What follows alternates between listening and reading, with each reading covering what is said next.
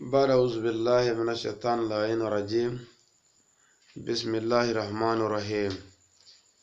الصلاة والسلام على سيدنا محمد وعلى آله وأصحابه وسلم تسليما كثيرا إلى يوم الدين.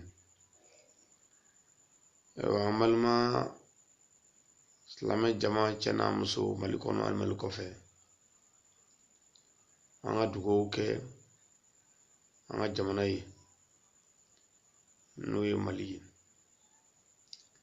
nya fa kunu misaka kabe jamana min ngumeya na to kunyo ko mali atible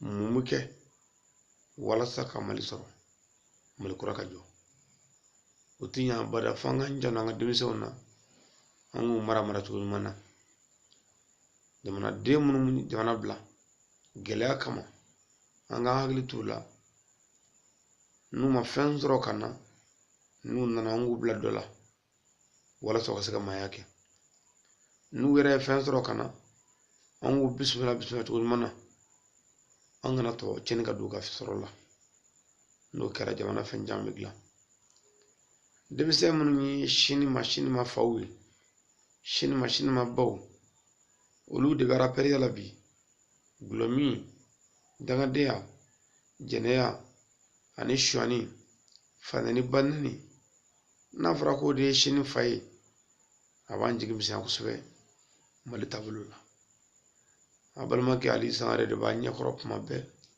ka kori ka fero ira nasona na mason amalu na tache ana halaki abikambe kam nyinda invoka nduya nasona hakatuba ninga sallallahu alaihi wasallam abalma kedo adengedo anaka kalanedo badra ali sangare malikono bamako irimaju kado bugula.